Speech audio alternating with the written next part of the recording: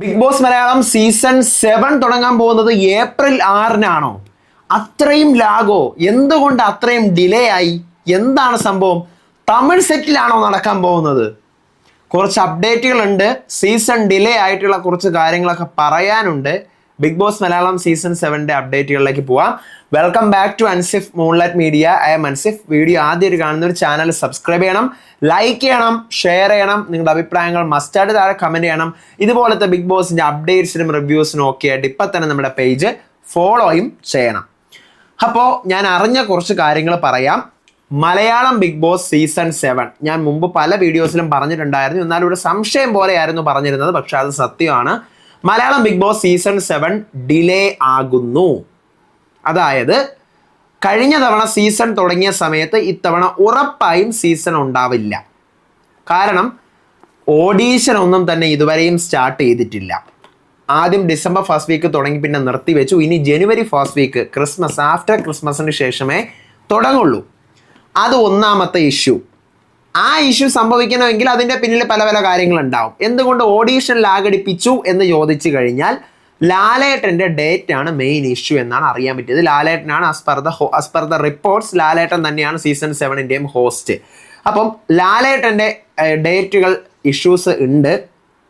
എമ്പുരാൻ്റെ release നമുക്കറിയാം March 27 അപ്പോൾ അതുകൊണ്ട് ബിഗ് ബോസിന് ആ ഒരു സമയവും ഇതും കൂടെ വന്ന് രണ്ടും കൂടെ ക്ലാഷ് ആവുന്നത് കൊണ്ട് ഒരു പക്ഷേ ബിഗ് ബോസ് ഈ പറയുന്ന എമ്പുരാൻ്റെ കേസിലും അഫക്റ്റ് ചെയ്യുന്നുണ്ടായിരിക്കാം. അത് മാത്രമല്ല, മമ്മൂട്ടിയുടെ കൂടെയുള്ള ഒരു പടമുണ്ട് ഇനി ലാലേട്ടന്. അപ്പോൾ അതുകൊണ്ട് തന്നെ ആ മൂവിയുടെ ഡേറ്റിൻ്റെ കാര്യങ്ങളൊന്നും തന്നെ തീരുമാനമായിട്ടില്ല. അതിൻ്റെ പേരിലും ഡേറ്റ് ഇഷ്യൂ ഉണ്ട്. അപ്പോൾ ലാലേട്ടൻ്റെ ഡേറ്റ് ഇഷ്യൂ ആണ് മെയിൻ സാധനം. ഇതുകൂടാതെ ഉള്ളൊരു സാധനമാണ് ജിയോയുടെയും ഹോട്ട്സ്റ്റാറിൻ്റെയും ടെക്നിക്കൽ ഇഷ്യൂസ്.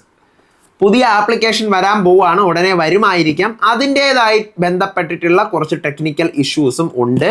അപ്പോൾ അതുകൊണ്ടൊക്കെ തന്നെ സീസൺ 7 നല്ല ലാഗാവും.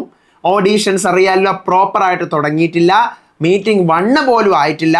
കഴിഞ്ഞ വർഷം ഈ സമയമായപ്പോൾ മീറ്റിംഗ് 2 ഒക്കെ ആയി. ജനുവരി ഫസ്റ്റ് വീക്ക് ക്രിസ്മസ് കഴിഞ്ഞതും മീറ്റിംഗ് 2 തുടങ്ങി. അതായത് നേരിട്ട് കണ്ട് നടത്തുന്ന ഓഡീഷനൊക്കെ ആയിരുന്നു. ഇത്തവണ അതൊന്നുമേ അവർ തുടങ്ങിയിട്ടില്ല. അതുകൊണ്ടൊക്കെ തന്നെ മാർച്ച് അവസാന ആഴ്ചയോ ഏപ്രിൽ ആദ്യ ആഴ്ചയോ വരാനുള്ള സാധ്യതയുണ്ട്. എന്ത്? Malayalam Bigg Boss season 7. March അവസാന ആഴ്ച എന്ന് പറഞ്ഞു കഴിഞ്ഞാൽ ലാസ്റ്റ് സൺഡേ മാർച്ച് 30.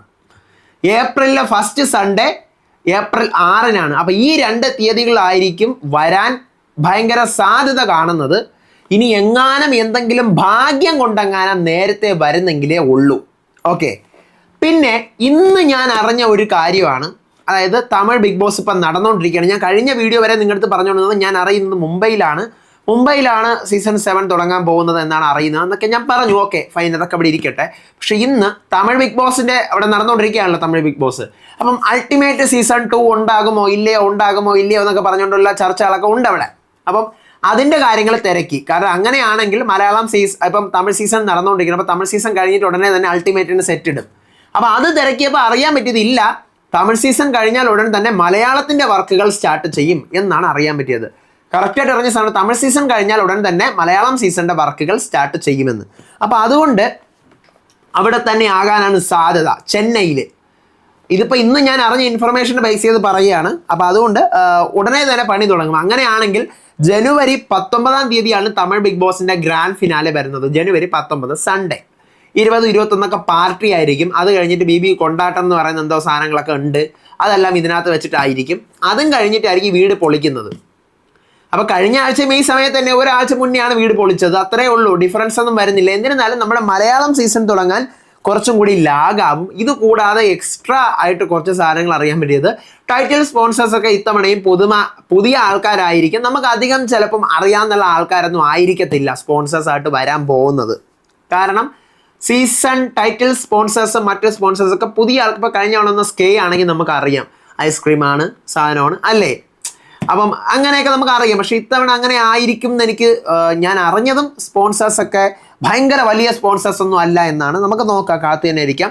പിന്നെ കഴിഞ്ഞ വർഷം നമുക്കറിയാം ജനുവരി 4 ആയപ്പോൾ ലോഗോ വന്നു ഇല്ലേ, കണ്ണ് വന്നു. ഇത്തവണ പ്രതീക്ഷിക്കരുത് ആ സമയത്തൊന്നും, അയ്യോ ബിഗ് ബോസ് സമയമായല്ലോ, ബിഗ് ബോസ് ഇത്തവണ ഇല്ലേ, കണ്ണൊന്നും വന്നില്ലല്ലോ എന്നൊന്നും ചിന്തിക്കരുത്. ഇത്തവണ സമയത്ത് വരില്ല. കണ്ണൊന്നും ഉടനെ വരത്തില്ല. കാരണം ഇതാണ്, സീസൺ ലാഗാണ്.